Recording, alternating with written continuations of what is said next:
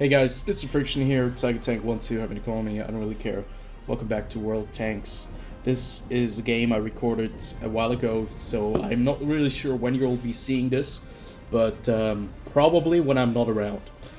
And you really want to stick around for this game, because this is what it's all about, playing the Bad Chat. This is the game that every single Bad Chat driver dreams of having, because it's such a dream in the Bad Chat to survive until the bitter end and have a really close encounter. This is a great game. I can say that much already. There's a lot of drama going on. There are going to be situations where you'll be pretty much waiting for something to happen, and there are quite a few twists and turns.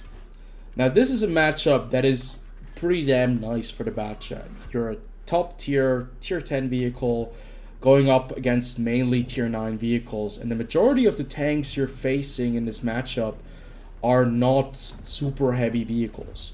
You do have 5 heavy tanks on the enemy team and on your team as well, but these heavy tanks, well, I think you can deal with every single one of them if you know the weak spots, and most of the time I do know the weak spots of these vehicles. You can see that my Bad Chat is mainly equipped with standard rounds and 10 premium heat shells.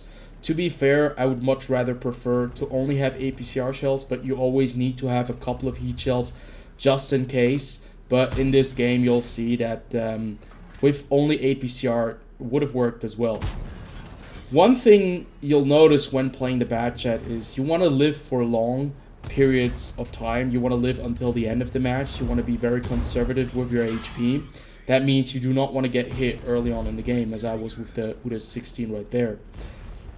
But it also means that with your shots, you need to be accurate. You need to hit your shots. If you do not hit your shots, you're going to be running out of ammunition very quickly.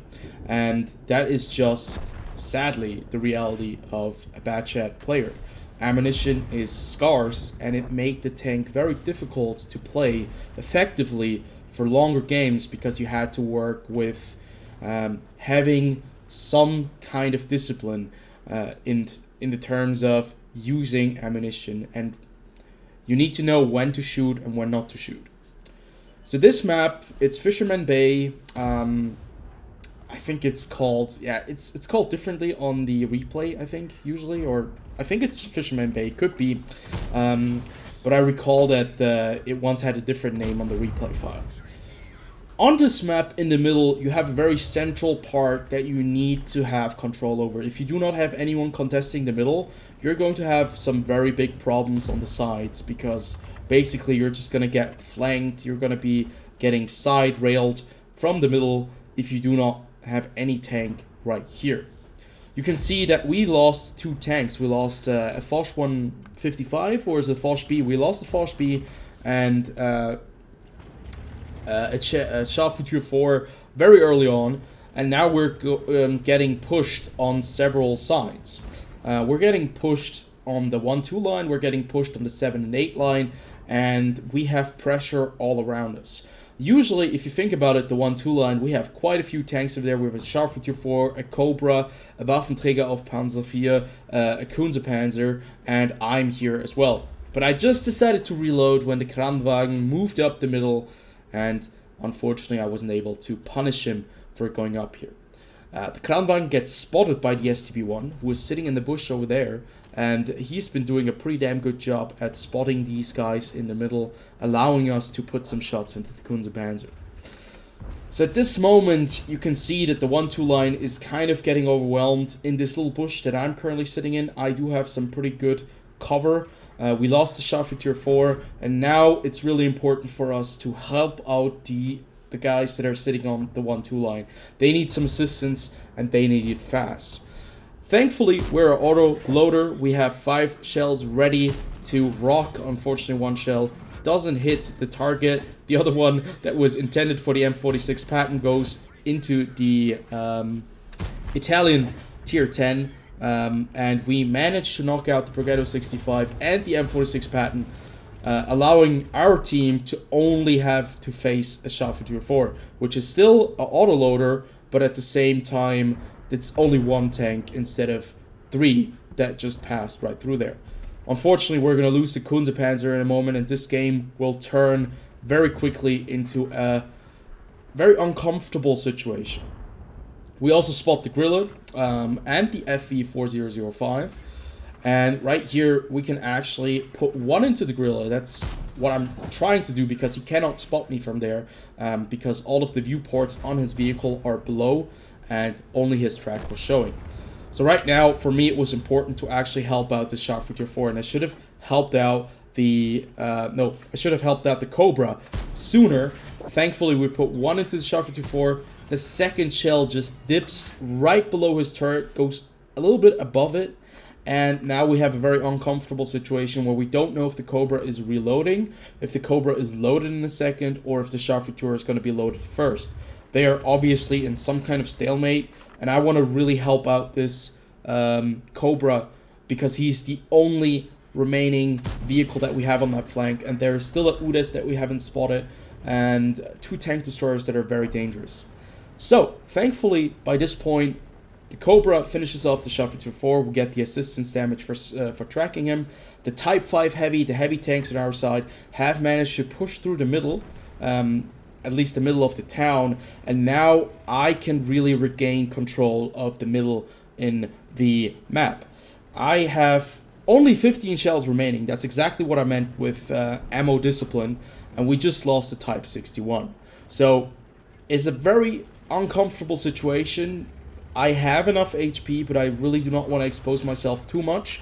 And I really want to knock out this Object 430, and I want to knock out this Kranwagen. This Kranwagen was spotted a second ago in the middle, and we just lost the Cobra on the other side. So the Udes makes an appearance, and the Guerrilla 15, they both manage to push the Cobra. So this makes it a very uncomfortable situation because we have 2 flanks. One of them we don't control, and the other one the enemy holds right now. And for me, it's really important that we kind of regain control of the other flank. So I'm trying to, use my view range to my advantage and spot the enemies if they try to go into the cap. Thankfully, we managed to hold the town or finish off the remaining enemies in there. And now it's all about having patience. We need to have the patience to outplay these remaining 3 tanks and the artillery piece, and all of them are almost full HP. You have to look at the HP difference. They have 2000 HP, almost more than us, and that means we have to be extremely cautious because I have 1391 HP at the ready, while all of the heavy tanks are down to a 1-shot or maybe a 2-shot. So at this point, I'm just waiting for something to happen. I'm looking if I can spot something. All of a sudden, the FV4005 appears out of nowhere. The worst tank we can possibly face in this situation because we have no armor. And if this guy has a high explosive squash head round loaded, he is going to annihilate us. He was just as surprised as I was of being in the middle. We survive because he overshoots us, allowing us to put a full clip into him except for 1 shot. That first shot that flew over his head, where I also managed to dodge his shot, which in my opinion was completely fair.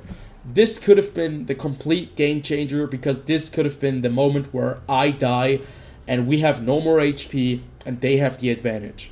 But at this moment in time, I get very lucky. The FV is a complete 1-shot. He is going to be extremely mad at this situation because he knows he could have done a lot better right there. He could have knocked me out and won the game, but that didn't happen. Now we have the Udes 16. One of the things I love about the Batchat is just its ability to stay hidden, even in plain sight. If you don't fire, this is the best, or used to be one of the best tier 10 light tanks, even though it's designated as a medium tank. But this tank is just so good. I love the Batchat. So what I'm trying to do right now is I'm trying to spot the FV or even the Guerrilla, and I'm trying to tell the Type 5 to not be too aggressive because I still have the HP, even though I would probably not survive a direct Hesh hit unless he would hit my gun or my tracks. But thankfully it doesn't come to that. The Type 5 takes him out, and now it's a 3 versus 5 situation. And by this point, I know that the Gorilla was somewhere on the 1 line. I know that the Udes has fallen back to the 1-2 line. And we know that we have a lot of map control right now. So all I need to do is have patience, spot these guys before they spot me, find the Gorilla, knock out the Gorilla, and then just basically swoop up the remaining enemies. We only have 7 more rounds remaining, and you can really tell that this has been a great game if you only have like that few rounds remaining. Thankfully, we spot the Gorilla 15, and we get right behind him. He does spot us, which, you know, doesn't matter too much to me because we have him permatracked in that spot. And right there, a very nice casual, about 2,000 damage off of the Gorilla 15. And now we know that the Udes is somewhere close on the 1 line. Basically, for me, it's all about putting one more shot into the M53-55 and maybe getting a top gun. Unfortunately, well, we don't roll high enough. 450 damage, that's quite a high roll. Artillery does finish off the M53 for us. And now all we want to do is get to the Udes. I only have 2 more rounds remaining. And at the time I was playing this match, I didn't really care about the top gun. Or I wasn't even aware that I had a top gun. All I wanted to do was get more damage. I wanted to get like 8,000, above 8,000 damage, because the last time I had a game like that in the bad chat was quite a while ago, where I did about 9,500 damage. Didn't manage to get the 10,000 damage line. But unfortunately, he just dips right behind the M4Y, and thus we kind of do not get the second shot in. Sorry, my throat is a bit dry. So finally, we end this match on 8,282 damage dealt. Not a lot of assistance damage, and almost 1,000 HP remaining. And we have 1 final round in our gun. And that could have been the one that kind of, you know, sold the deal for me. Getting the final kill with the final shell, getting a top gun, that would have been a really nice way to finish this off. Didn't happen. It's not too bad. We had a pretty damn amazing game, in my opinion. And the funny thing is that the team was at like the halfway point where we started losing a lot of tanks. They were getting really, really toxic with one another. And I just found it really interesting that in the end, all of that toxicity turned into positivity because we won the game. And, you know, the mood swings. If you play World Tanks, you just know what I mean. It can be you're on top of the world in 1 second, the next second you get blasted by a FV4005 and you never want to play this game again. But what a game, what an amazing result in the bad chat, and some really nice snipes. I only missed 1 shot in this entire clip, and it was on the FV. All of the other shots actually did connect, except for 1 more. I think I connected almost all of them, except for 2 shots. If I recall correctly. Maybe I'm wrong. It could be that I'm wrong, but a lot of the shots did connect. I think there were more misses on the Kranwagen as well. But either way, I love this tank. I'm trying to free market in the future because it's just so much fun, but I don't have the credits right now to play my tier 10s, and I need to earn more credits to be able to afford all of the tier 10s that I want to play. But either way, hopefully you guys did enjoy. If you have the chance, try out the bad chat. If you like it, you know, that's great. If you dislike it, give it another chance. This tank is really, really cool. You just need the right setup. So, hope you guys did enjoy. As always, I'll see you guys on the next one. Until then, have a good one, and yeah, comment, like, and subscribe. Until the next video.